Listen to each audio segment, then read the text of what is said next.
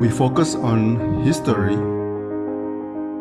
culture, religion, art, social, and philosophy of Nusantara. Here, in the presence of Nusantara, we were made to be forgotten about the goodness of ourselves. Because negativity seems to be more interesting for us. Now, I'm Sutoyo Raharto and friends assist you to remind you, to awaken you that we still can find the gems of Nusantara. They are the great sights of Nusantara.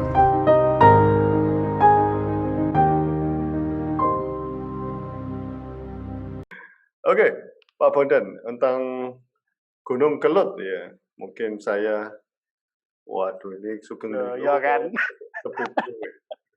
sepupu atau sesepuh ini, Cak Wito ini. Oke, Pak Bondan, selamat malam.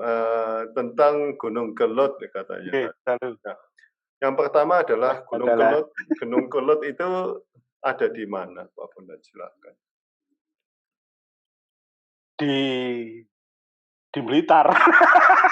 Di Blitar, ya? Di Blitar dan Kediri Gunung Kelut. Iya, di Google Map juga bilangnya gitu.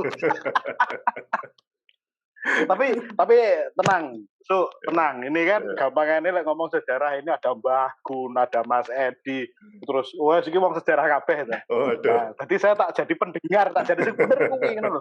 Kok malah aku kon ngomong iki ngopo lho panjenengane. Lah Mbah Gun kan sudah ya. Oh, saya juga sudah loh dulu. Mbah Gun belum 2 kali maksudnya. Yo, Mbah Gun nakalan niku Mbah Gun niku. Loh ini ada Pak Suyena loh, Konghucu loh. Dia benar ikut. Serius. Wah. Oke, monggo silakan. Padahal lagi jagongan gak jelas. Ya makanya. Monggo silakan tentang Gunung Kelut. Iya, kenapa Gunung Kelut kenapa? Apa yang menarik? Nggak bucil lah. Sekarang lincip, danaunya hilang, danaunya di atas gunung. Oke, apa pengaruh Gunung Kelut dengan kota Blitar dan kota mana, Malang tadi? Ya, Malang ya, Kediri ya, seputaran itu Gunung Kelut lokasinya ada di situ. Nah, cuman ya pengaruh, iya ya, kalau misalkan pengaruh tanah pasti karena itu akhirnya hasil apa namanya material gunungnya itu sangat subur, ya Blitar termasuk kebunku barang ya subur. Saya aslinya Blitar, jadi ya wis dan di lereng gunung lokasi rumah saya ya, tadi ya ngomong perkara hasil bumi ya sangat istimewa di daerah sana. Cuman kalau misalkan kita ngomong sing bukan mainstream ya, lah memang di seputaran Gunung Kelut banyak sekali hal-hal yang mungkin nek diomongne rasional ya enggak rasional. Tapi kalau misalkan itu ngomong ngoyo-woro, wong ya seperti itu kondisinya. Jadi seperti di saya besar itu enggak sampai 1 kilo lah. Itu ada semacam gumuk, jenengan pirsa gumuk ya, kayak dataran agak tinggi gitu. Tingginya sebenarnya cuma sekitar 2 meteran lah modelnya, nggak tinggi-tinggi banget. Tapi semua orang daerah situ, daerah Ngelegok, kemudian daerah Kedawung, tempat saya itu Kedawung, terus kemudian sampai ke selatan, daerah Tanggung, itu kalau lagi Gunung Kelut jeblok, meledos, itu berlindungnya di situ. Jadi semuanya lari ke situ. Dan di situ itu mulai, yo zamannya mbahku saya belum lahir ya. Tapi mulai zamannya mbah itu juga sudah menjadi tradisi. Jadi kalau di situ liwat debu atau batuan gunung itu juga nggak jeblok di situ. Jadi relatif aman kalau di daerah situ. Dan itu lokasinya kalau misalkan kita ngomong penataran sekitar 4 kilo lah dari penataran, nggak jauh-jauh banget, 10 menit lah perjalanan sepeda motor, modelnya gitu. Tapi sebetulnya antara Blitar, Malang, Kediri, apa kalau Merapi itu kalau Jogja itu andalannya Merapi, apakah kalau Kediri, Malang, Blitar itu andalannya Gunung Kelut begitu? Wah, andalan dalam hal apa ini? Maksudnya Berdukun. semua hal spiritual kan dari sana misalnya. Oh, misalkan kita ngomong sing urusan itu, memang per daerah punya ikonnya sendiri-sendiri. Jadi Gunung Kawi itu sampai sekarang juga disakralkan, walaupun kita juga paham bahwa Gunung Kawi itu mulai dari zaman angku Mbah Guna Yesutusan itu, atau teman-teman sing klasikan itu Gunung Kawi termasuk disucikan, termasuk juga di area Malang sini Gunung Arjuna juga malah menjadi vokal poin justru selain Pawitranya. Mungkin kalau Pawitra kebanyakan orang-orang mainstream ya. Tapi kalau Gunung Kawi kebanyakan justru yang pernah kami bahas bersama itu aliran-aliran Karesian lah, modelnya seperti gitu. Nah, kalau Gunung Kelut rata-rata ya memang orang laku, termasuk kalau nggak salah Kiai Tumbul Wulung juga lagunya di sana. Jadi punya ikonnya sendiri-sendiri lah. Walaupun Blitar juga, kalau Blitar itu banyak tempat sih, nggak cuman Kelut aja, cuman tinggal kita berasumsinya mau ke gunung atau mau ke laut, itu kalau di Blitar itu sama-sama OI-nya itu. Sama-sama apanya? Sama-sama OY. Oh iya. Oh rasanya earphone Anda bermasalah tuh. Cetak. Oh ya maklum 50 ribuan nih apa. Mungkin dilepas saja earphone-nya ya. Dilepas Bu, miki genah atau enggak ini enggak lepas coba. Halo? Oh, sangat tidak genah.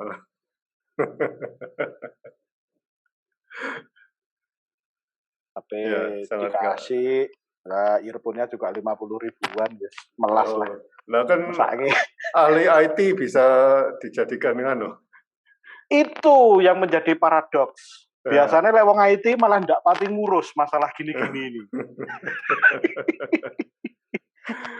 Oke. Jadi saya mohon maaf. Ya, apa legenda atau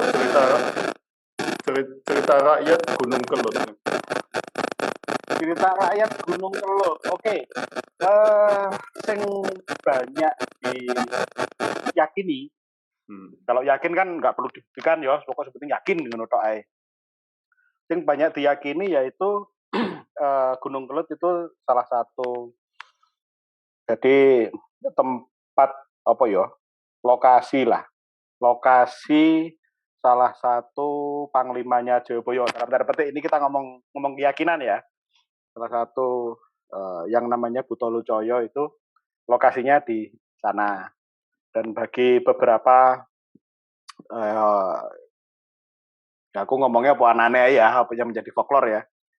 Beberapa tokoh-tokoh masyarakat itu sering melihat pada saat Gunung Kelut itu meletus, jadi model kilatannya, istilahnya tatit itu, jadi kilatan api yang ke atas, itu sebenarnya adalah cambuknya Kiai Butolucoyo. Nah, karena memang ada beberapa itu yang aneh ya, saya sendiri nggak pernah lihat, cuma ngobrol sama ya para sesepuh, kemudian ada beberapa teman yang katanya menjadi saksi mata. Itu jadi di Kepundan atau apa itu bolongannya lava itu kan akhirnya dikasih banyak sudetan, jadi banyak bolongan kemudian masuk ke kali atau apa, itu sering jalannya lahar itu nggak masuk akal. Jadi seharusnya lahar itu posisinya kan turun, jadi selalu mengalir ke bawah. Itu sering juga terjadi lahar itu jadi mencolot bukit. Jadi laharnya itu naik dulu, tik, kemudian turun. Karena di sini dicegati apa, kemudian kalau di sana dicegati lagi ada. Jadi semacam memang cari jalannya sendiri. Banyak cerita atau banyak case itu yang disampaikan para sesepuh itu modelnya seperti itu.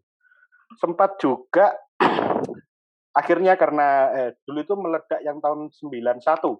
Yang tahun 91. Saya masih kecil waktu itu. SMP SD aku lali. Nah, jadi beberapa tokoh masyarakat di sekitar Gunung Kelut, daerah Blitar, itu akhirnya ceritanya kayak mendapatkan impen yang sama gitu loh. Kemudian impennya itu disuruh menyajikan tari gambyong di atas, di puncak Kelut. Nah, jadi untuk menghentikan Gunung Kelut itu modelnya gitu. Jadi minta ada wong nari gambyong, tah gambyong tenanan atau gimana, saya juga kurang paham. Nyatanya juga saya nggak pernah lihat fotonya mengenai itu. Nah, kemudian itu semua diantar ke atas, kemudian termasuk juga para pengrawitnya. Nah, ya saya mendapatkan cerita langsung dari bapak saya sih, karena bapak saya juga ikut naik ke atas ngiringi yang anak-anak gambyong tadi itu. Nah, terus kemudian Gunung Kelutnya itu akhirnya sirap. Jadi banyak cerita yang model seperti gitu. Lah, ada lagi jadi di lerengnya Gunung Kelut itu ada sebuah makam yang katanya makamnya Aryo Balitar. Jangan dikisruhkan dengan makam Aryo Balitar yang ada di Blitar bagian selatan ya. Di sana juga ada, tapi dipercaya di atas itu juga ada. Nah, posisinya makam Aryo Blitar yang di atas, yang dinamai sebagai makamnya Aryo Balitar yang di atas, itu posisinya di bawah makam patihnya. Kalau kita ngelihat orientasinya bukan anu ya, orientasinya seperti umumnya makam Islam lah, kita ngomongnya gitu. Nah, jadi beberapa saksi mata juga, ya saya nggak pernah ikut naik pada saat meledak sih. Itu modelnya. Jadi yang namanya lahar, kenapa kok itu makamnya Aryo Blitar justru di bawahnya makam patihnya? Karena yang sakti itu dianggap patihnya lebih sakti. Jadi dia modelnya berlindung di bawah di bawah patihnya. Dan yang namanya lahar juga macam-macam itu muteri. Jadi seperti area gumuk yang dekat rumah saya di Blitar. Jadi itu juga muteri makam. Jadi nggak sampai atau nggak pernah. Jadi makam itu ya utuh terus sampai sekarang. Saya sih akhirnya juga pengen ke sana, pengen membuktikan bener nggak modelnya seperti itu atau apa. Tapi ya jangan pas meledos lah. Jadi yo kusut lah pas meledos terus karena yo golek perkara jenenge. Jadi cerita-cerita yang banyak berkembang di masyarakat lereng Kelut area Blitar itu memang rata-rata urusannya dengan Maeso Suro, kemudian dengan sopo mau dengan punggawone Senopatine Jayabaya tadi, Kutolo Coyo, model-model seperti gitu. Nathan. Nah, ini kan kita beberapa dari kita ini kan sangat awam sekali tentang Kutolo Coyo dan sebagainya. Ya. Sama. Kalau kita tarik ke belakang, itu abad keberapa atau tahun keberapa mereka ada ya? Silakan. Nah ini harus baca prasasti, Bakun ini. Ini ya benar. Ini dia. Jadi gini, sing berkembang sejarah di masyarakat itu kan sebenarnya ada dua arus ya. Sebenarnya kita ngomong. Malah justru kemungkinan besar ada 3 arus. Satu yang benar-benar arus mainstream. Bakun itu orang mainstream, gampangannya gitu. Nah, ada juga yang arus mainstream. Jadi yang apa ya wes anulah ya pokok benar-benar antitesis lah gitu. Dan satunya lagi mungkin aliran yang rodok blawur yang seperti aliran saya, kadang ngiri kadang kanan kadang pokok sak butuhe. Lah kalau kita ngomong Jayabaya tahunnya jelas kerajaannya genah. Ada prasasti juga yang menyebutkan seperti itu, seperti prasasti Antang kalau nggak salah itu juga menyebutkan, dan itu di arahnya Jayabaya. Nah tapi kalau ngomong Butolo Coyo, lah ini kan tertulisnya malah justru di Babat Kediri. Jadi di cerita-cerita yang ya kita ngomong Babat ya, ngomong Babat itu kan berarti sejarah tapi yang direnggo atau yang diperindah atau yang yang dipola sejarah milik penguasa atau milik puitis. Gini. Perkara ini gini, ada beberapa babat itu yang juga tidak ditulis oleh penguasa atau secara ansih nggak bisa kita buktikan bahwa memang penguasa yang nulis. Tapi misalkan gini, pada saat kita ngomong babat Kedung Srengenge misalkan, nah di situ kan menceritakan mengenai perjalanannya Joko Tingkir, termasuk juga pada saat dia itu numpak getek di Songgo karo sapa jenenge Bajul, buaya jumlahnya 40. Nah, apakah itu yang benar terjadi? Kemungkinan jelas enggak. Tapi itu merupakan sebuah sanepan. Tapi apakah itu ditulis oleh orang dalam? Kelihatannya juga kok enggak. Tapi walaupun ada babat yang memang itu ditulis oleh ya penguasa lah. Kalau nggak salah misalkan seperti babat Kedung Banteng ya, atau Kedung apa itu yang menceritakan, atau itu babat Diponegoro aja. Babat Diponegoro. Jadi yang menuliskan ya katanya beliaunya sendiri lah. Modelnya seperti itu. Itu nanti ngobrolnya sama Mbah Manu malahan. Nah, itu malah justru mendetil mengenai babatnya Diponegoro. Jadi nggak semua babat itu harus ditulis atau memang ditulis oleh penguasa. Tapi kalau kita ngomong Buto Coyo di Babat Kediri, itu kebetulan yang nulis atau yang mengumpulkan tulisan, kalau nggak salah waktu itu pembantu bupati itu, pembantu gubernur itu istilahnya residen yang ada di Kediri. Beliau menulis itu dan ada nama-nama seperti Buto Coyo, kemudian Maeso Suro, ada nama-nama seperti itu. Nah, modelnya gitu. Jadi kebetulan yang menulis memang penguasa. Okay. Tapi bukan sejaman. Jauh zamannya yang nulis. Nah, jadi repotnya gini. Joyoboyonya itu memang ada orangnya, prosesnya ada. Tapi kalau ngomong tokoh-tokoh sampingnya itu kadang-kadang tidak tertulis di naskah-naskah atau sumber data primer, bahkan sekunder juga nggak ketulis. Modelnya gitu. Termasuk penjenengan nih si Buto Coyo dan Maeso Suro dan seterusnya itu. Nah, berarti itu semua cerita rakyat, Pak? Atau boleh dibilang seperti itu. Oh, oke.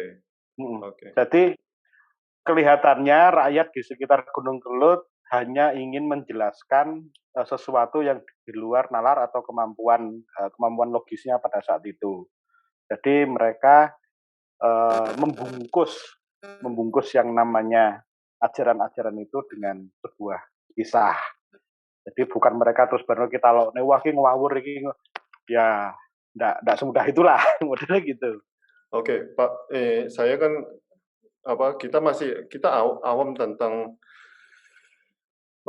kita awam tentang yang selalu diekspos dan selalu dipublikasi tentang Mataraman ya, Jogja Solo lah. Tetapi kalau kita kembali ke Jawa Timuran, kita juga nggak bisa ngomong include Banyuwangi karena Banyuwangi kan di sana. Nah, kalau kita Kediri, lalu Blitar, dan sebagainya ini sebetulnya kalau naskah-naskah mereka itu apakah masih ada atau kasusnya seperti sudah dibawa ke Leiden dan sebagainya atau bagaimana? Karena naskah apa ini maksudnya? Naskah-naskah klasik? Ya, naskah klasik ya. Semoga saya salah ya. Semoga saya salah. Tapi sejauh pemahaman saya di daerah Blitar, di era klasik itu memang tidak pernah menjadi pemusatan suatu kerajaan. Semoga saya salah. Di samping-sampingnya iya, di Kediri iya, di Sengguru iya, itu ada, dan Sengguru masuk ke Malang. Tapi kalau misalkan kita ngomong pusatnya sendiri, saya nggak yakin sih pernah menjadi pusat pemerintahan. Kenapa kok saya bilang tadi ngomong masalah naskah dan masalah pusat pemerintahan? Karena memang biasanya naskah-naskah model seperti itu kan berkembangnya nggak semua ya, tapi umumnya berkembangnya itu kan memang di pusat-pusat pemerintahan. Walaupun kita jangan lupa di sana ada berbagai macam candi, termasuk berbagai macam fungsinya. Yang pasti mereka juga menulis naskah juga, yang pasti. Nah, tapi apakah naskah itu di situ, istilah terus in situ, terus kemudian dibawa ke Leiden, atau dibawa kemana deh, atau misalkan itu hancur atau gimana, kita juga kurang bisa melacak. Karena banyak juga naskahnya ada, dulu ditemukan di mana, itu ditemukannya kan belum tentu itu adalah lokasi penulisannya. Sama seperti beberapa prasasti yang itu dari tembaga, walaupun nggak naskah ya, prasasti tapi yang dari tembaga kan banyak juga yang bergeser tempat. Jadi ditengarai seperti Pabanolan lah, kemudian Ukir Nagara yang masih di sekitar Blitar, itu kan ditengarai juga tempatnya nggak di situ dulu waktu dibuat. Nah, jadi apakah itu naskah yang di situ masih ada atau enggak? Lah ini repotnya sekarang aja kita tracking yang namanya naskah itu dulu dibikin di mana. Repotnya dulu itu nggak ada tanda tangan sama koordinatnya itu loh. Misalkan dibuat di kota apa, desa apa, koordinatnya piro atau piye. Apalagi ada titik GPS-nya itu kan, itu udah ada itu loh repotnya. Jadi saya sendiri susah lah RP ngomong di sana banyak naskah tapi sudah hilang semua. Ya ada sih yang seperti itu. Walaupun juga naskah itu kita ngomong tingkatannya kan banyak ya. Ada naskah yang memang itu kelasnya kelas VIP, ada juga yang naskah pengetahuan keluarga atau pengetahuan kelompok yang itu sifatnya lokal seperti gitu. Nah, jadi ya mungkin aja banyak yang seperti itu. Tapi Pak Bondan sendiri pernah lihat, Pak? Kalau itu levelnya turun-temurun dari keluarga ke keluarga, kemudian turun lagi ke keluarga, pernah. Jadi, tapi bahasanya menggunakan bahasa era tengahan, termasuk tulisannya juga menggunakan tulisan era tengahan. Jadi nggak kuno-kuno banget lah, modelnya gitu. Tapi sudah disalin ulang. Jadi bahasanya tetap, tulisannya tetap, cuman bahannya aja yang berubah. Nah, mereka bilang bahwa pada saat itu sudah ditulis yang paling baru itu malah sudah ditulis di komputer, modelnya gitu. Jadi difoto kemudian diupload ke komputer. Ya mereka bilang ya tulisannya seperti ini mas, nggak iso moco. Jadi angel moco ini termasuk bahasanya juga kalau dibaca bahasanya mereka kurang paham karena eranya sudah ya masih mundur sih era tengahan tapi juga kusut juga ternyata. Ada juga. Tapi Pak Bondan bisa baca. Ya banyak teman yang bisa mas. Oke. Saya akan tanya Pak Bondan bukan teman. Oh gitu ya. aku lagi nyauri langsung kan aku ngomong sakti gini.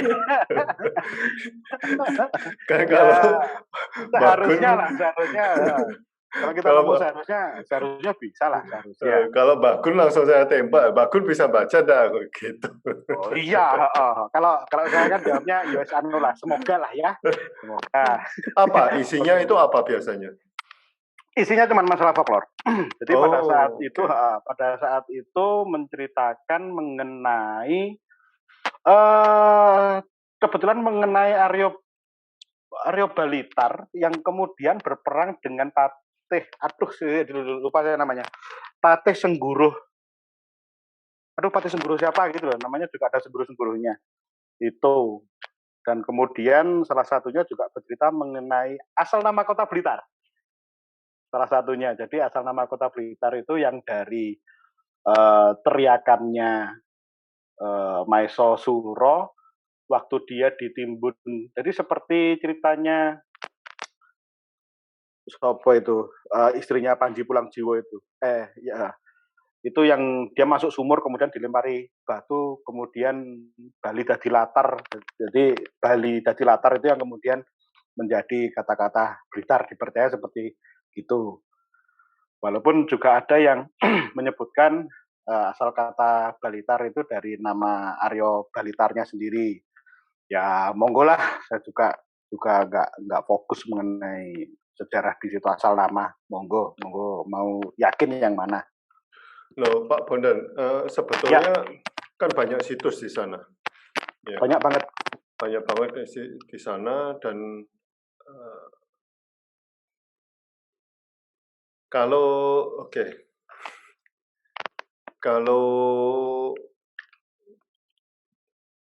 kita apakah masih ada ekskavasi di sana? Waduh, ekskavasi ini teman-teman BPCP yang masih ada.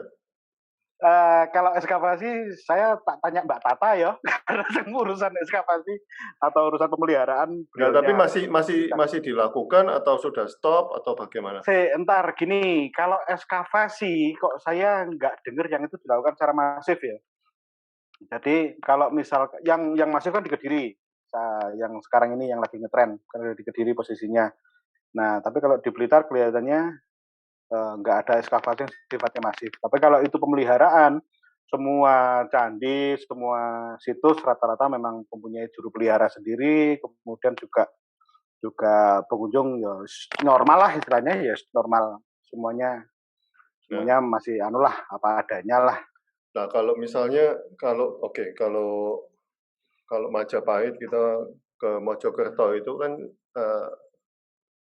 rakyat saya atau masyarakat saya sana kan juga tidak tahu dulunya ada Majapahit. Nah, kalau Blitar, ya kan, seperti candi-candi. Seperti Candi Tikus itu, misalnya. Itu kan di ekskavasi baru tahu bahwa. Nah, hal-hal seperti ini kan berarti sebetulnya rakyat setempat kan tidak tahu bahwa di situ ada situs, betul kan ya? Ya. Nah, kalau di Blitar, itu kan apa juga terjadi ekskavasi juga seperti candi yang terbesar di Blitar itu candi apa itu? Penataran, ya. Apakah terjadi ekskavasi juga seperti Borobudur yang dulunya tertimbun dan sebagainya? Ini nanti nanyanya ke teman-teman ya. Sejarah itu ekskavasi ini tahun berapa? Tapi pastinya gini, mulai dari zamannya mbah saya, yang namanya Candi Penataran itu memang modelnya seperti gitu. Tapi beliaunya pernah cerita dulu memang sempat itu dibetulkan. Jadi ya sekarang dipugar itu loh. Dibetulkan zamannya Belanda. Dulu ya sempat mosak-masik gitu modelnya. Karena juga kena lahar lah, kena batu lah, kena apa. Akhirnya dibetulkan. Tapi memang ada folklore yang agak jelentang di Candi Penataran itu. Jadi salah satunya itu ada cerita beberapa masyarakat nggak umum. Jadi beberapa masyarakat itu sempat menceritakan bahwa di belakang, di kolam yang bagian belakang. Jadi kalau kita lurus terus bukan yang di samping jalan ya, yang di belakang. Itu ada kolam itu banyak ikannya yang modelnya transparan ikannya. Tapi beberapa kali saya ke sana juga nggak ketemu sih, tapi nggak tahu lagi kalau itu memang dulu ada. Nah, kan transparan ya nggak kelihatan kan memang. Ya. Jadi modelnya gitu kayak ikan kaca itu loh. Jadi kan percaya. Jadi nanti meripat itu. Nah, kan nggak kelihatan memang. Bener. Kelihatan tulangnya saja. Kelihatan tulangnya. Kelihatan tulangnya. Saya pernah melihat itu waktu itu. Oh, Pak Barono pernah lihat ya? Pernah lihat. Nah, jadi modelnya seperti gitu dan itu dipercaya. Jadi ceritanya dulu itu ada beberapa cerita. Salah satu yang paling menarik itu adalah debatnya si siapa jenenge itu utusannya Haji Soko itu. Siapa jenenge? Yang Hono Coroko itu. Anu itu loh, siapa si sing utusannya Haji Soko itu loh, apa 2 orang itu. Lah itu engkel-engkelannya di situ. Engkel-engkelannya di situ, kemudian ikan yang dimakan itu juga ikan dari situ. Kemudian ada cerita itu setelah itu semuanya dua-duanya mati si utusannya itu. Sembodo karo apa sih? Sembodo sama siapa itu lupa ya. Duro Sembodo, benar. Nah, menurut Mas Adi, aku lali kadang-kadang. Jadi Doro sama Sembodo itu gegeran, perang, rampung, lah kemudian Aji Saka menyesal, kemudian menghidupkan kembali, lah dilalah yang hidup enggak cuman orang berdua itu, termasuk ikan sing baru dimakan tadi itu juga hidup, kemudian dicemplungin di kolam yang ada di belakang. Ada cerita yang seperti itu di Penataran, yang di bagian belakang. Ya, piye lah, itulah folklore. Jadi keasikan folklore kan di situ. Kita tidak iso debat masalah itu. Ya namanya juga folklore, monggo. Jadi seperti gitu. Jadi kalau misalkan Penataran pun itu juga sempat dulu di Ugar, eranya Belanda, ceritanya mbahku ya ngono, detailnya nanti kita bisa ngecek di Ojo atau di mana, tahunnya tahun berapa, monggo. Itu. Oke. Tuh. Sekarang kalau kembali ke pertanyaan saya kepada yang narasumber yang waktu itu, kalau ditarik ke belakang itu, ya Blitar itu bisa abad keberapa? Bisa abad keberapa? Dulu, sing pasti, ingat saya itu abad ke-10 ya, itu ada prasasti judulnya Prasasti Kinewu. Kalau nggak salah seperti itu. Itu era Balitung seharusnya. Monggo nanti apa namanya? Ini bagus nih jalan diantemi. Sungguh cerita yang menarik, terutama ketika Bapak Magister Sastra menjadi lali nama Dora dan Sambada. Ya sudah, enggak apa-apa katanya. Iya, enggak apa-apa lah. Karena Pak Lum sudah dipikir akeh. Ya, nah nanti nanya ke Mas Gun aja. Jadi Prasasti Kinewu itu kalau nggak salah era Balitung, dan itu abad ke-10. Nah, sebelum itu ada tinggalan apa yang memang benar-benar itu bisa kita baca atau bisa kita artikan tahunnya, itu saya belum pernah mendengar. Jadi kalau ada yang ngomong abad 3, ya monggo, terserah. Ada abad 4, 5, enggak masalah, enggak apa-apa. Nah, cuman yang benar-benar kelihatan itu, insya Allah kalau saya enggak salah ya tadi ada Prasasti Kinewu, kalau nggak salah itu era-era Balitung atau era Sopo lah. Prinsipnya itu eranya Medang. Modelnya gitu. Tapi pada saat itu ada prasasti di sana, paling nggak itu jadi tetenger di sana, otomatis di daerah sana sudah terdapat hunian. Jadi kan nggak mungkin itu ditaruh ijen emple-emple di tengah hutan kayak nek wong adolor adol kidul itu kok kayaknya enggak begitu masuk akal lah. Pasti sudah ada hunian. Dan kemudian kalau misalkan kita lihat, itu kan bantaran sungai Brantas. Pola sosiologinya, kita ngomong orang hidup itu kan pasti di daerah aliran sungai dulu berkembangnya. Nah, jadi apakah itu juga ada sebenarnya yang tinggalan itu eranya jauh lebih lama, bahkan mungkin kita ngomong monggo diomongkan itu sebelum Masehi atau apa, ya bisa saja terjadi, walaupun kalau kita ngomong buktinya, kok masih minor atau masih sifatnya masih apa ya, otak-atik lah, modelnya seperti gitu. Semoga saja pemahaman atau pengetahuan saya ini salah, karena kalau misalkan itu memang benar, lah ini berarti bisa menarik lagi mundur umurnya peradaban yang ada di daerah Blitar. Tapi kalau misalkan kita ngomong, oh iya itu mungkin abad 3 atau abad 4, ya buktinya apa sih? Karena kan kita nggak bisa meromoro dawuh langit terus benar kita yakini sebagai sebuah kebenaran sejarah gitu kan ya. Usut lah ini nanti yang masuk yang anti mainstream nanti itu. Monggo kalau yang sudah seperti itu monggo. Iya. Nah, oke. Saya pernah tanya ini juga. Apakah kalau Kediri ya pusat kerajaan ya? Bisa jadi. Ya. Blitar? Bisa jadi. Magelno ya bisa jadi. Kalau Blitar? Blitar pusat kerajaan pusat kerajaannya sendiri. Mungkin belum lah. Okay. Belum ada yang itu memang levelnya kerajaan tertinggi ya. Karena kan dulu yang namanya kerajaan juga bertingkat kan. Jadi pola pemerintahan juga bertingkat. Tapi kalau di situ sudah ada hunian, kemudian ada struktur pemerintahan yang berjalan di situ, pasti banyak prasastinya kok. Pasti juga ada pimpinannya di situ. Bikin prasasti kan pasti nanti ada pasok lah, ada opo lah macam-macam itu yang juga mengundang pimpinan-pimpinan di sekitar. Dan pasti di situ berarti ada pusat pemerintahan, walaupun mungkin bukan kerajaan pusat. Nah, kalau menurut Anda atau menurut arkeologi, teman-teman arkeologi itu, Lah ditanya aja langsung, mereka ya teman arkeologi. Menung sana lo eneng. mereka ngikut kemana sebetulnya? Blitar lah atau Kediri lah atau apanya nih? Kalau ngikut yang gaji, suruhnya apa ya? Ya yang gaji ya. Ikut kerajaan mana?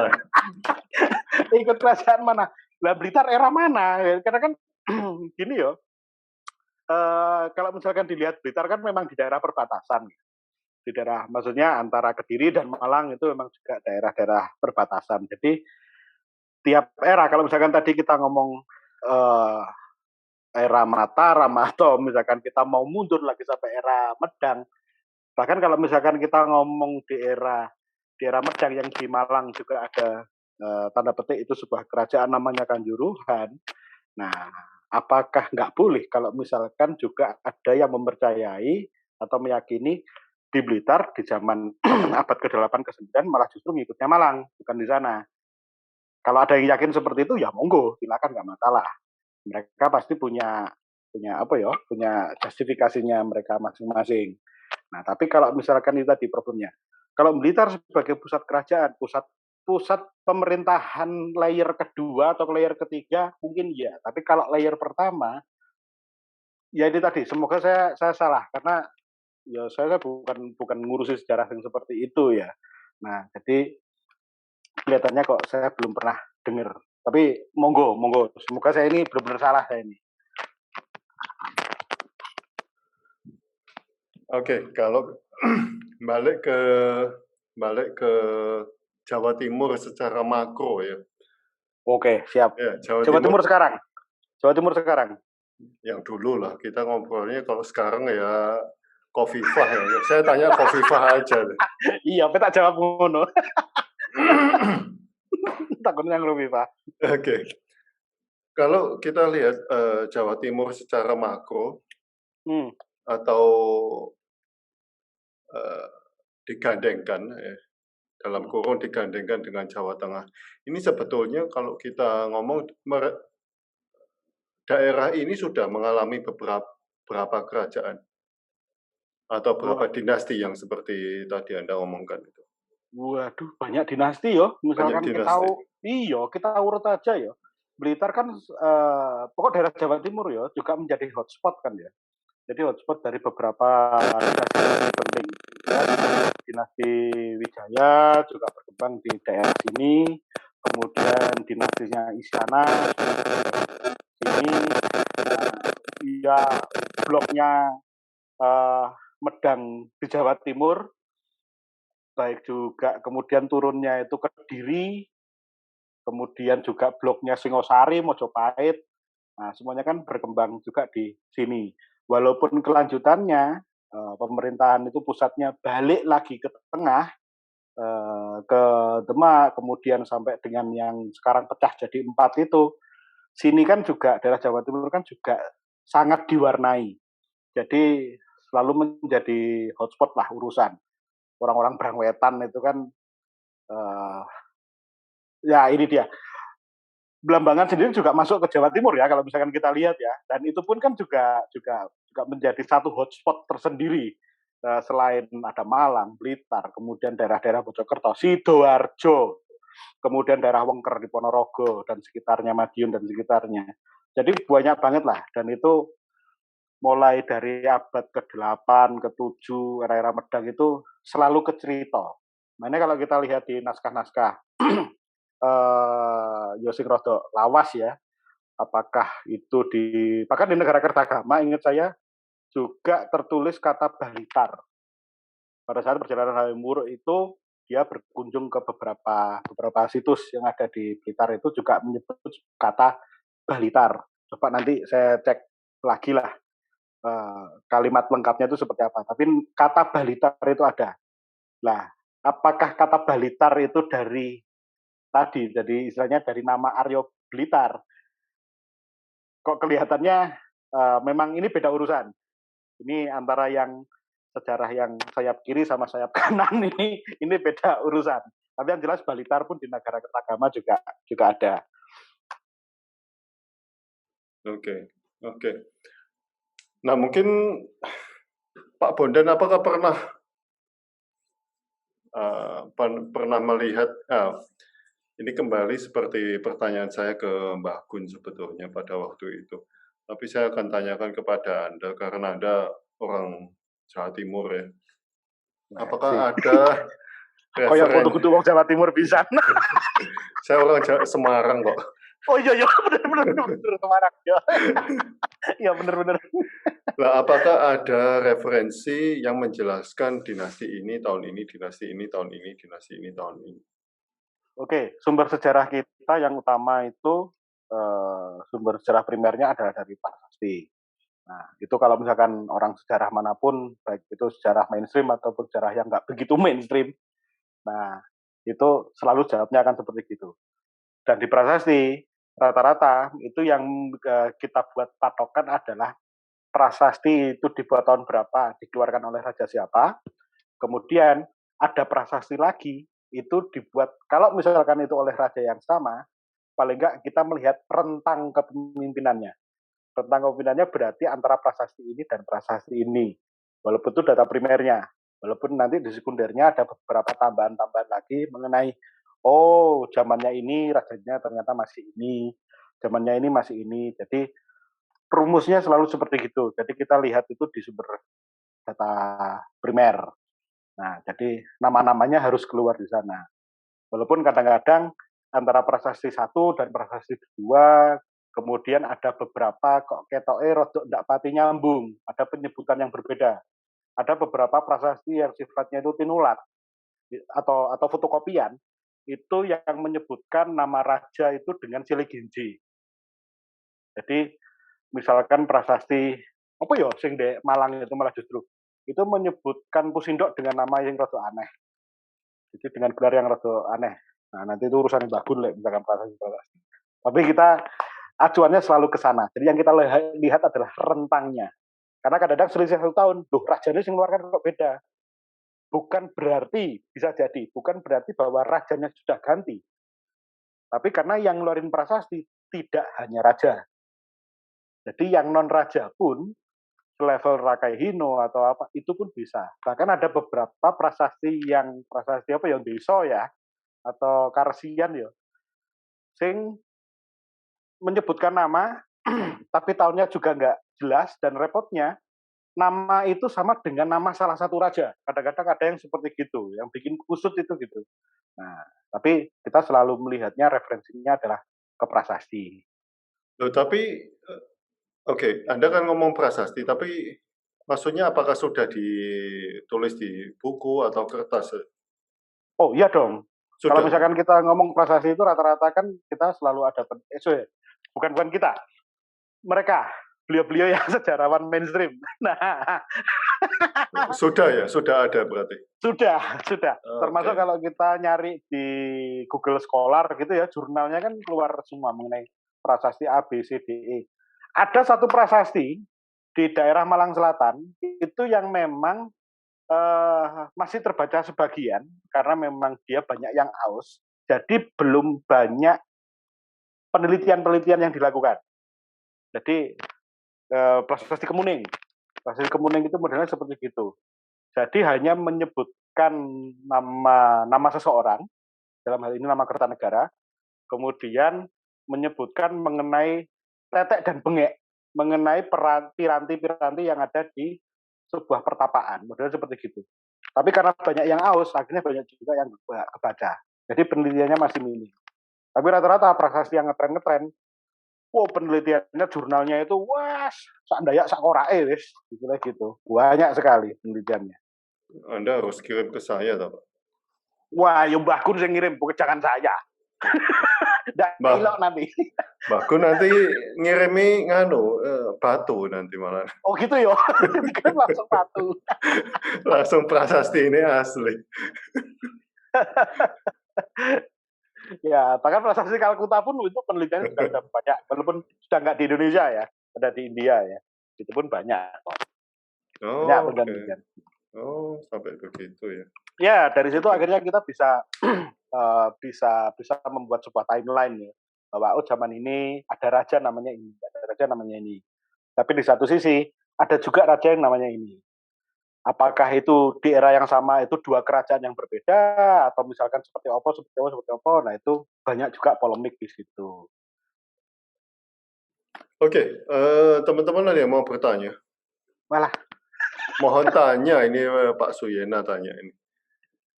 Mohon tanya asal-usul kata Blitar. Siapa pendiri kota Blitar? Apakah ada sistem Macapat di Blitar? Silakan. pendiri kota Blitar tergantung pengen pakai aliran yang mana nih. Jadi banyak yang mengungkapkan itu yang babat di Blitar itu adalah Aryo Balitar itu yang nama aslinya aduh rodok dawa. Itu dia adalah salah satu apa ya? Salah satu pemimpin di era Majapahit. Ada yang mengatakan seperti itu. Ada juga yang Bupati Blitar yang ketiga itu justru yang babat lebih masif. Jadi namanya kalau nggak salah Joko Tundung, Joko Tedung, Joko siapa gitu. Itu sebenarnya putranya Aryo Balitar. Ada yang seperti itu. Ada juga yang menyatakan itu merupakan kerajaan awalnya Maisa Suro. Ini yang sejarah apa ya? Sejarah sisi lain. Sejarah sisi lain itu mengatakan seperti itu. Nah, tapi siapapun yang bikin Blitar, kita melihatnya kan Blitar tidak langsung bergedek luas seperti sekarang. Dulunya kan pasti mulai misalkan dari Ngelegok, dulu sih ada yang babat sendiri, kemudian Ponggok ada yang babat sendiri, baru ke selatan sampai dengan ke tempatnya ibu saya di Tanggung itu juga ada yang babat sendiri. Lah, masing-masing satuan wilayah ini, satuan sosial ini, kemudian semakin lama semakin berkembang, akhirnya terus benar disahkan sampai sekarang akhirnya menjadi satu kabupaten itu secara gede, mulai dari Kalilahor sampai kemudian sampai ke Serengat batas Kediri. Jadi kalau misalnya kita ngomong yang babat Blitar itu siapa atau yang mendirikan Blitar itu siapa, paling penak mungkin kita ngomongnya adalah ke eranya Belanda malah justru. Karena di sana ada ngomong bahwa ada Presiden Blitar itu di tahun 1928 apa piro ya? Ingat saya 1928. Itu didirikan di sana ada residen meliputi wilayah seluas ini itu disebutkan di sana. Tapi kalau yang babat lah Blitar yang daerah mana dulu? Karena dulu pasti hutan kecil. Jadi nggak langsung pokoknya bangun kota juga seperti pada saat Amerika bikin Washington ya, memang bikin kota didesain mulai dari awal makbruk dari kota. Nggak seperti gitu, kan satuan kecil-kecil. Nah, lah terus kalau misalkan kita ngomong Mocopat, oke. Mocopat itu sebenarnya kan adalah metrum. Jadi metrum sebuah tembang. Nah, biasanya disebut sebagai tembang alit atau mocopat. Nah, ada yang ngomong itu 10, 11, 12, 13, monggo. Nah, mulai dari Pucung sampai Megatruh. Nah, kalau misalkan kita ngomong formatnya, mocopat sendiri kan sebenarnya mulai muncul itu di era Jawa Tengahan, terutama itu di era yang Jawa Tengahan akhir. Jadi kalau misalkan kita ngomong mocopat, mulai dari pojokan sampai pojokan, mocopat, metrumnya sama. Hanya bahasa yang digunakan berbeda. Jadi apakah di Blitar itu ada mocopat sendiri? Kalau metrum, enggak. Sama metrumnya. Tapi kalau misalkan logat atau misalkan kosakata, dialektika yang digunakan, pasti berbeda. Iya. Mocopatnya di sana berbeda dengan bahasa mocopat yang digunakan di Malang. Atau berbeda dengan yang digunakan di Madura, atau berbeda yang digunakan di Banyuwangi, dan juga akan sedikit berbeda dengan yang digunakan memang di core-nya Mataraman, daerah Surakarta ataupun di daerah Jogja. Nah, tapi kalau kita ngomong metrum bentuk, mocopat is mocopat, modelnya seperti gitu. Kita ngomong itu nanti ya wis wolu dan seterusnya seperti itu. Tidak akan berbeda. Cengkok kemungkinan berbeda. Ada lagi satu, selain bahasa, cengkok. Jadi, seperti Semarang, Dadang Gulo Semarangan, akan berbeda dengan Dandang Gulo yang itu sifatnya di Solo. Berbeda juga Dandang Gulo dengan cengkok yang ada di Lasem, yang di Jogja, yang di Malang. Jadi kalau ngomong cengkok, pasti bersifat kedaerahan. Bahasa bersifat kedaerahan. Kalau metrum, itu all sama. Begitu Pak Suyena. Cak Wito ada pertanyaan? Takon apa ya Mas Wito? Jagongan lho penak. Nah, ini jagongan. Memang aku ngadeg. Iya. Saya mau tanya. Oh, silakan. Oke. Selamat malam Pak Bondan ya. Ini kebetulan tahun berapa 2000 berapa belasan itu ya. Saya pernah ke sana ke Candi Panataran dan langsung ke Gunung Kelut bersama teman-teman PLN. Pada waktu itu saya masih kerja di PLN dan saya di tempat saya juga ada ahli magnetik, pokoknya untuk teknik itu banyak yang Nah, kemudian ketika kami di Gunung Kelut, kan ada yang tempat yang turun itu ya. Nah, setelah sampai bawah turun, itu mundur lagi kemudian ini kemudian teman-teman saya otomatis konco kuwi golongane wong ahli teknik semua ya, mengerti tentang magnet. Wong PLN loh ya jelas ngerti magnet bagaimana itu. Kemudian ya otomatis ngetokno senjata dhewe-dhewe untuk mengukur.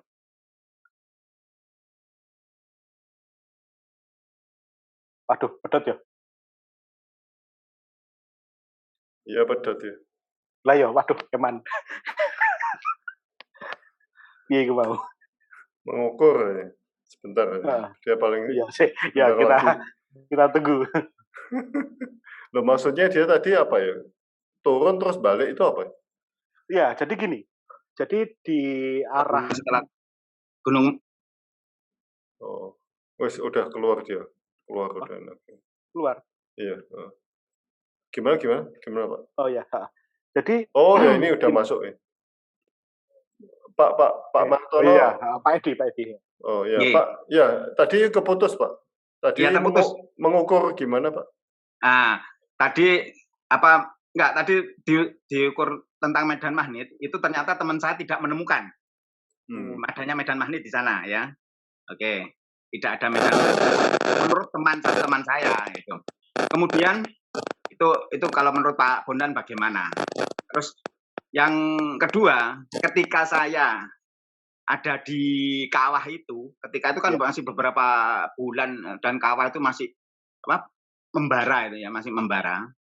Di sana saya melihat sesuatu yang yang menurut saya itu tidak masuk akal, bahwasanya di bongkahan-bongkahan yang muncul dari kawah itu ada gambar ya, kalau katanya Pak buto kan, kalau menurut saya buto, dan itu sempat direkam sama teman-teman saya. Dan pandangan saya yang seperti itu ternyata hasil rekamannya lebih medeni lagi. Hasil rekamannya itu lebih medeni lagi daripada yang penglihatan saya di sana. Dan itu bukan saya saja loh yang melihat loh ya, saya dan teman-teman. Tapi kalau saya saja yang melihat, itu berarti saya berhalunisasi itu. Tapi ini saya dan teman-teman yang saya. Nah, ini menurut Pak Bondan itu bagaimana? Dan perlu diketahui, saya bukan yang gampang percaya dengan hal-hal yang mistis. Saya tidak non sewu. Jadi saya itu dibesarkan di lingkungan saya sebut saja lingkungan saya lingkungan MD.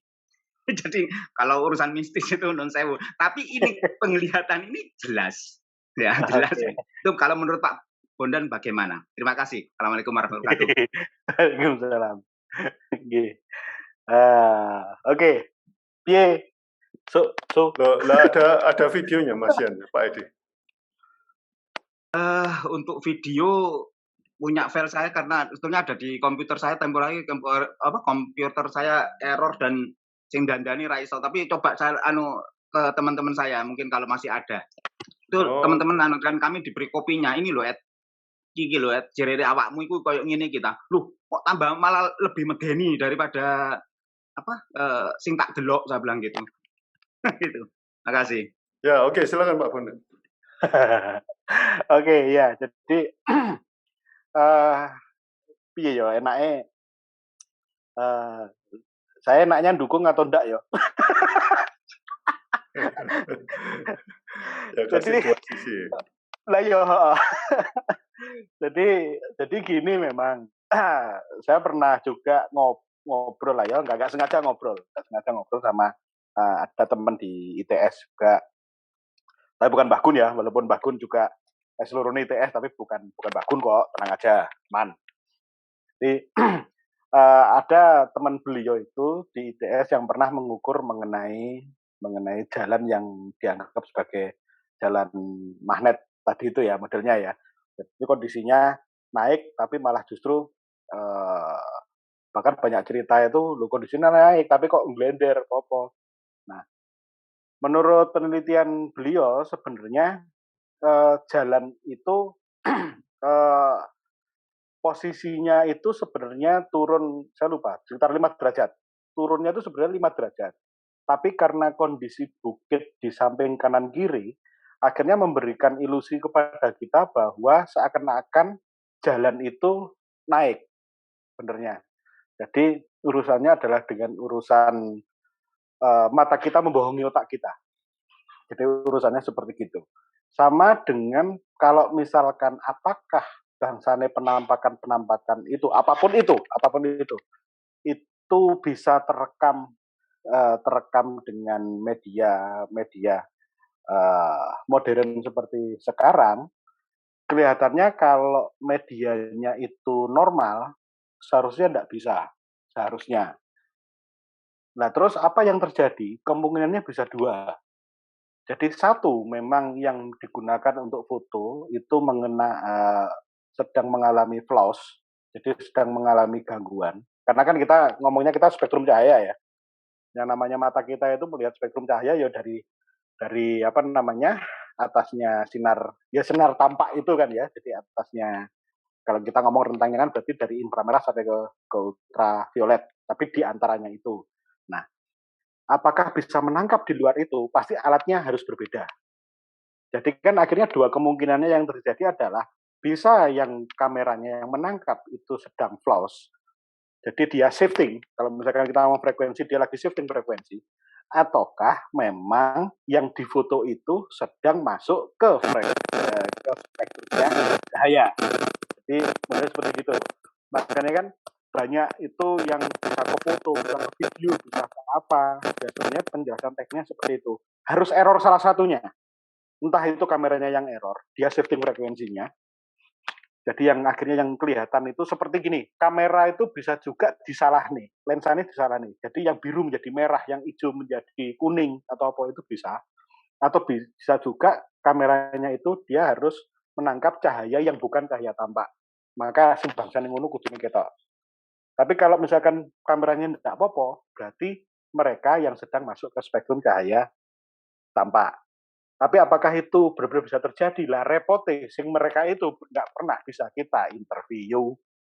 Carane piye mereka bisa masuk ke cahaya tampak? Repote itu. Jadi apakah itu memungkinkan? Mungkin, kenapa enggak? Tapi harus ada yang error. Antara alatnya atau merekanya yang salah masuk frekuensi spektrum cahaya. Maaf, mungkin penjelasan saya kurang tepat ya, tapi ben gampang dipahami. Nah, terus kemudian sing kedua, yang difoto, kalau misalkan itu tampak, apakah benar itu sebuah penampakan? Kami pun sering model seperti gitu. Pada saat kami naik ke Arjuna atau naik ke gunung apa, kita moto terus kemudian di batu ada apa, kemudian di gunung ada apa, kelihatan apa, waduh, sak bejek foto seperti itu. Bahkan video pun sak bejek. Cuman jangan lupa juga gini bahwa ada kondisi di mana yang biasanya disebut sebagai pareidolia ya. Jadi pareidolia itu gini, people tends gini. Secara sederhananya, orang itu melihat, mereka pasti berusaha untuk mengartikan gambar itu. menjadi sebuah informasi yang mereka kenali. Modelnya gitu. Karena itu, kalau misalkan kita nanya, kenapa hantu di Jawa itu modelnya kayak ngono, gak ono sing jas-jasan. Karena memang pemahaman mengenai jas-jasan, pakai baju Belanda sing opo kayak ngono iku, walaupun itu memang ada hantu-hantu seperti gitu, tapi rata-rata hantu di daerah sini itu kan gamblis ya, sing klambine ngene lah, sing gak tahu ganti lah, sing opo. Karena memang informasi yang kita bangun mulai dari kecil itu harus seperti itu. Kondisi ini seperti juga kita melihat awan terus kemudian kita ono gambar gajah, ono gambar opo. Ini kan pareidolia sebenarnya. Jadi saya nggak akan mengesampingkan bahwa ya mereka ada dan mereka kelihatan. Oh ya, sewering itu muncul. Tapi kalau misalkan kita semena-mena melihat sesuatu terus kemudian apalagi foto ya atau misalkan pola terus kemudian langsung kita meyakini bukan mempercayai tapi levelnya langsung meyakini bahwa itu adalah sesuatu, mungkin kita perlu pelan-pelan untuk membangun pemahaman kita bahwa itu memang benar-benar sesuatu itu. Kita nggak menafsirkan bahwa sesuatu itu nggak ada. Oh ada, jelas. Dan apakah bisa dilihat? Beberapa orang bisa melihat. Bahkan beberapa juga kamanungsan istilahnya. Jadi muncul di apa ya? Di layar mata kita ini muncul secara bleger nyata itu memang iya. Tapi jangan lupa juga bahwa ada kondisi yang biasa disebut sebagai pareidolia. Pareidolia. Yaitu manusia itu cenderung untuk melihat sebuah bentuk atau imaji itu menjadi sesuatu yang dia pahami berdasarkan kenyataan yang dia bangun. Kenyataan yang dia bangun. Karena itu kadang-kadang kita lihat foto, oh kok ono anu ya, iki ketoke yang ndek mburi iki kaya gambare Ratu Kidul, tawa apa. Itu sebenarnya pemahaman kita. Jadi conscious kita yang sedang membangun sebuah sub kenyataan. Modelnya seperti gitu, pareidolia itu. Jadi itu tadi kita nggak bisa ngomong bahwa itu nggak ada, bukan. Opose. Tapi kita juga nggak bisa semena-mena. Oh yo itu ada. Jadi mungkin saya tak ambil jalan tengah ya wis. Itu ya ada. Tapi apakah itu memang benar seperti itu? Alon-alon. Dalam hal ini alon-alon. Modelnya gitu Om Zul. Ya, silakan Pak Edi. Oke, ada lagi mungkin satu pertanyaan lagi.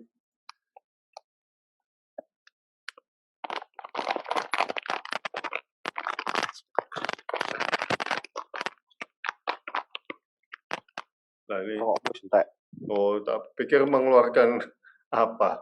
Foto atau apa? Dari Mas Wirya Chandra. Oh.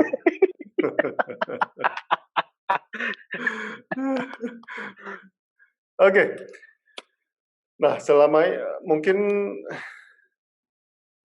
Pak Bondan sering kalau ke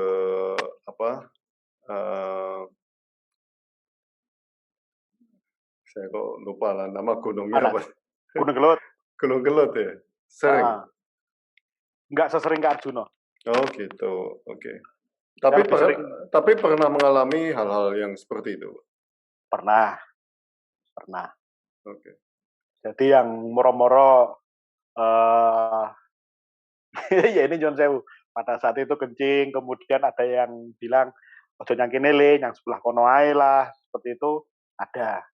Tapi apakah itu kerungonan atau gimana atau piye? Ya wis anu lah.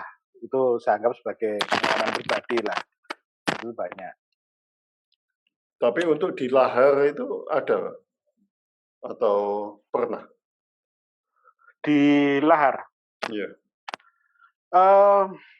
Saya sendiri sempat melihat itu tahun 2012 ya, kalau nggak salah gelut terakhir itu ya.